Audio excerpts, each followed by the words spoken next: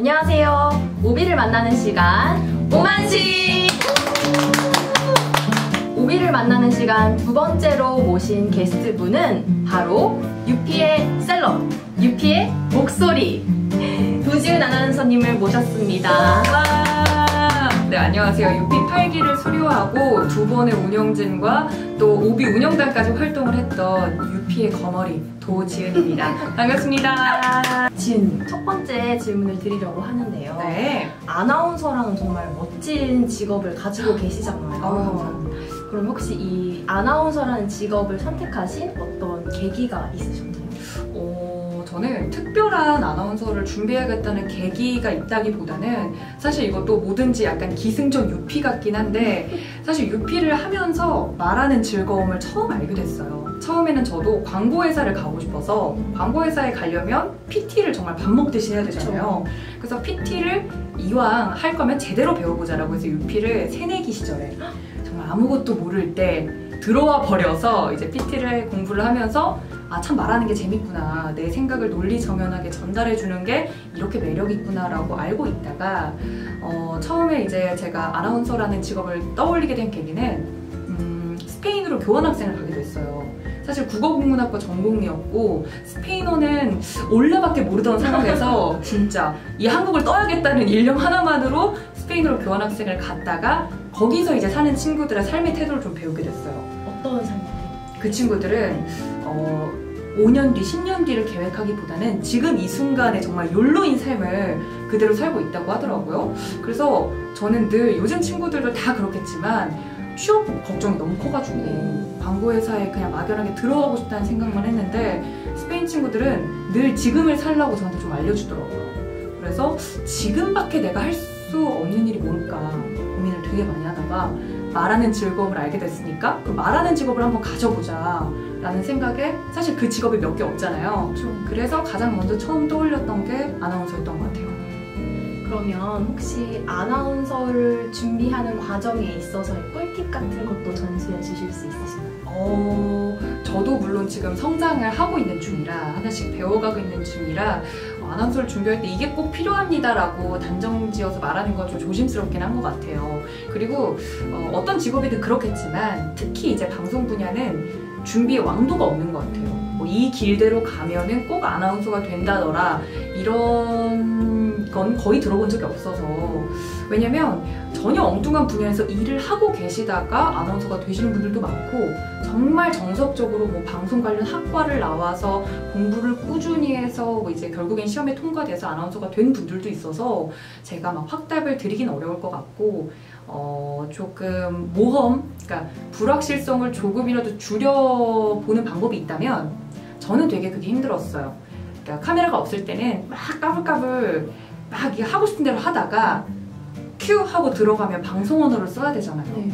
근데 사실 실전과 일상생활에서 구분이 없어야 되는데 저는 좀 준비할 때 시간이 오래 걸렸던 이유가 그랬던 것 같아요. 평소에는 그냥 막 하이톤으로 아나운서 발성 안 쓰고 발음도 신경 안 쓰고 언어 선택도 자유롭게 했다가 카메라 앞에만 서면 바뀌어야 되니까 그게 너무 오래 걸렸던 것 같아요. 그래서 생각을 했던 게 평소에도 내가 방송을 하고 있다는 생각으로 발성, 발음, 호흡 이런 걸 정리를 하다 보면 그냥 카메라가 있든 없든 좀 방송 전후의 모습이 다르지 않아야 연습 시간을 따로 쓰지 않더라도 시간을 좀 절약할 수 있지 않을까라는 생각을 합니다. 카메라 켜지기 전에 모습이랑 저랑 지금 다른가요? 아니요, 비슷하신데요? 비슷하죠? 네. 그래야 된다는 겁니다, 여러분. 그러면 혹시 그 아나운서를 준비하실 때 뭐 롤모델이라던가 그런 분이 계신가요? 정말 모든 방송에 나오는 분들이 저한테는 다 스승님이었는데 최근에 제가 이제 이런 분처럼 되고 싶다고 생각한 아나운서 선배님은 MBC에 현재 계시는 임현주 아나운서님이라고 아시나요? 네, 유튜브 구독하고 있어요. 그렇죠, 그렇죠. 네네네. 저도 구독하고 있어요. 이제 그분이 이제 이슈가 됐던 게 안경을 처음 쓰고 방송에 맞아요, 나오셔서 굉장히 파장을 일으켰었죠. 사실 그게 뭐 그렇게 큰 일이라고. 근데 굉장히 보수적이고 좀 참 아이러니하죠. 방송이라고 하면 가장 트렌디해야 될 것 같잖아요. 그런데 아직도 이제 여성 아나운서들에게 좀 내려지는 그런 중압감 같은 게 있었나 봐요. 그거를 안경을 쓰시면서 어느 정도 좀 탈피하게 도와주신 선배님이라고 알고 있어서 이게 바로 선한 영향력이 아닌가라는 생각을 저는 좀 했어요. 아주 작은 건데 방송 판도를 조금씩 선배들이 바꿔가고 있구나. 그럼 나도 아직은 새내기 앵커지만 언젠가는 안경 쓰고 편안하게 방송을 할 수 있는 날이 그분들 덕분에 좀 가까이 맞이할 수 있지 않을까라는 생각에 그렇게 좀 선한 영향력을 방송에서 끼치는 선배들을 본받고 싶다는 생각을 좀 했습니다. 멋있으세요. 근데 요즘에 아나운서분들이 되게 다양한 분야에서 활동하고 계시잖아요. 그렇죠. 그러면 혹시 지은님은 어떤 분야에서 일을 하고 계신지 혹시 설명해 주실 수 있으신가요? 네, 제가 지금 맡고 있는 방송은요, 경제방송을 이제 제가 맡고 있고, 그 안에서도 특히 경제방송의 꽃이라고 할 수 있는 증권방송에서 일을 하고 있습니다. 아무래도 경제방송이라고 하시면 좀 생소하신 분들도 있을 것 같아요. 근데 주식을 하시거나, 직접 주식 투자를 하시거나, 아니면 좀 재테크에 관심이 많다 하시는 분들은 경제방송을 즐겨보실 텐데, 아무래도 경제방송이라고 하면 우리 삶에 좀 밀접한 증권, 주식이죠. 주식, 보험, 부동산, 여러 가지 재테크에 관련된 내용을 다루는 방송인데, 제가 맡고 있는 방송은 이제 주식 관련 방송들이고, 거기에 대한 고민이나 아니면 이슈 분석 같은 것들을 이제 제가 맡고 있고요. 증권 방송의 특징이라고 하면 모든 게 생방송으로 이루어집니다. 생방송? 네, 1시간 내내 생방으로 이루어지기 때문에 아무리 준비를 해도 사건, 사고가 끊이질 않아요. 근데 이제 처음에는 그게 너무 무서웠거든요. 동공지진이라고 그러죠. 방송하다가 이런 사고가 일어났는데 어떡하지? 이제는 그런 수준을 넘어서 이제 사건, 사고까지 이제 즐기게 된 이제 막 1년차 새내기 앵커 딱지를 떼고 있는 그런 활동을 하고 있습니다. 그러면은 평소에 생방송을 주로 진행하신다고 하셨는데, 그렇죠. 아무래도 생방송이다 보니까 되게 돌발 상황이 자주 생길 것 같아요. 많아요. 그러면 그런 돌발 상황에 어떻게 순발력을 발휘해서 대처를 하시는지, 그런 약간 준비 방법 그런 게 있을지 궁금해요. 사실 생방송을 한번 시작한 사람들은 생방송을 계속 할 수밖에 없어요. 녹화 방송은 아무래도 정해져 있다 보니까 좀 이제 다시 갈 수도 있고 수정도 가능하고 한데, 생방송이라는 건 죄송합니다, 다시 할게요, 이게 안 되다 보니까 좀 이것도 평소에 준비하는 게 굉장히 중요한데, 예를 들어 같이 방송하는 분이 전문 방송인이 아니라서 방송 언어가 아닌 말을 썼다든지, 아니면 그냥 까먹을 수도 있잖아요. 너무 당황하다 보면 일반인이 그냥 앉아있는 경우도 있으니까. 그런 분들이 사고를 냈다 하면 저도 처음에는 같이 당황을 했거든요. 근데 이제는 조금 연차 경력이 쌓이고 좀 여러 가지 경험들이 쌓이다 보니까 제가 이제 평소에 그런 사고가 생겼을 때 대처를 하는 방법은 평소부터 관심이 많아야 돼요.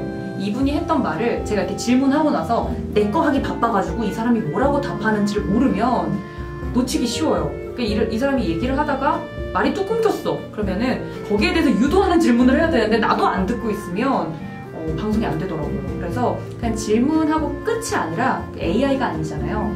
질문하고 답변 안 듣고 내 거 하고 이러면 안 되고, 이분이 하는 말을 잘 귀담아 들었다가 시청자분들의 눈에서는 진짜 어떤 점이 궁금할까, 이런 점들을 좀 끊임없이 생각하다 보면 추가 질문도 나올 수도 있고요. 아니면 그분의 이야기를 잘 듣고 있다 보면 말이 막히더라도 갈무리를 제가 해줄 수도 있는 거예요. 이러이러한 이야기를 해주셨습니다.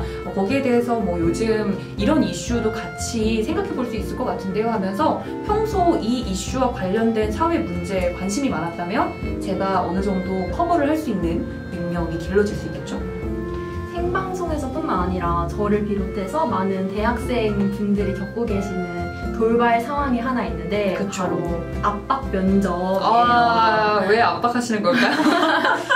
그런 압박 면접에 돌발 질문이 이루어졌을 때 어떻게 대답을 잘 할 수 있을지, 그런 꿀팁도 알려주실 수 있으신가요? 아무래도 아나운서 준비생들 뿐만 아니라 일반 기업을 준비하는 분들도 면접에 대한 부담감이 엄청 크시더라고요. 그래서 물론 저도 면접을 많이 보긴 했지만 거기서 이제 여러 번 숱하게 떨어져 본 결과 저만의 면접 팁이 이제 생겼다면 첫 번째는 이제 뭐 서류 전형도 있고 뭐 아나운서 같은 경우는 카메라 테스트도 있고 하잖아요.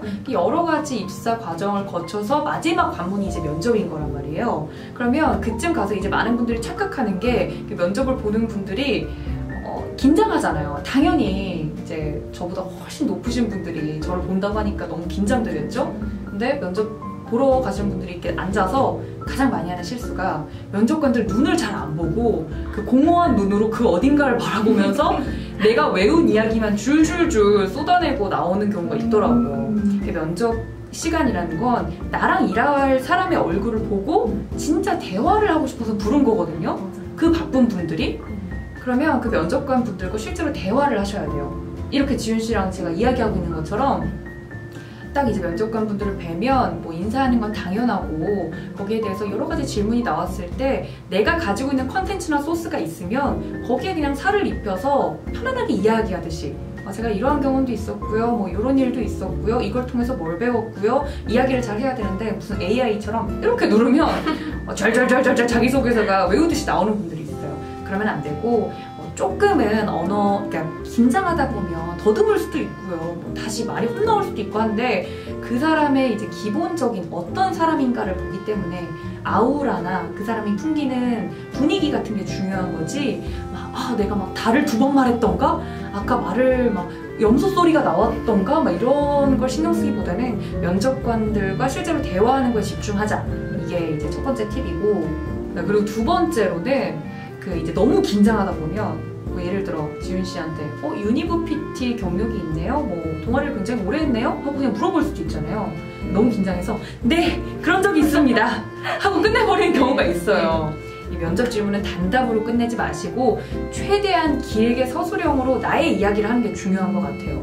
물론 이제 대화를 한다고 하니까 혼자서만 막 3분 5분씩 말하면 안 되겠죠. 근데 뭐 유니브 PT 뭐 동아리 경력이 있네요? 라고 물어봤으면 네, 유니브 PT에서 뭐 몇 년간 활동을 해왔는데요. 거기서 얻었던 건 뭐 협동심과 또 많은 친구들과 함께 하면서 완성된 PT를 만들어가기 위한 그 과정에서 뭐 이러이러한 걸 느꼈습니다. 그를 통해서 저는 이러이러한 걸 이 회사에서 더 발휘할 수 있을 것 같습니다. 라고 내 이야기, 기승전 내 얘기로 끌고 와야지 단답으로 yes 혹은 no 라고 끝내면 면접은 그냥 거기서 끝인 것 같아요. 그래서 면접관들이 나에게 관심을 보여줬을 때 최대한 기회를 살릴 수 있는 것도 면접의 꿀팁일 수 있겠다 라고 말씀을 드릴 수 있겠습니다.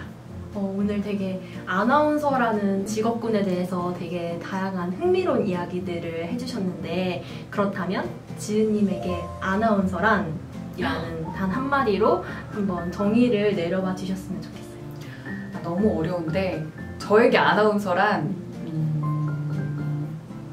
짝사랑인 것 같아요.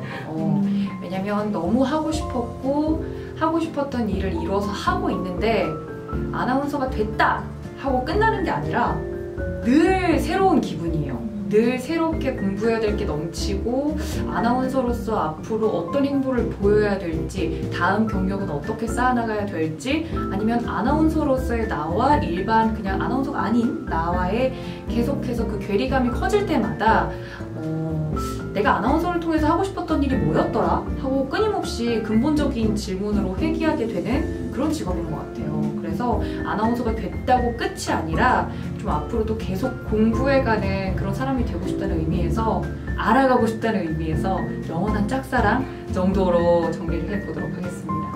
그럼 오비를 만나는 시간 오만시 두 번째 게스트로 나와주신 도지은님 인터뷰 이렇게 마치도록 하겠고요. 오만시는 다음 시간에 다시 찾아뵙도록 하겠습니다. 감사합니다.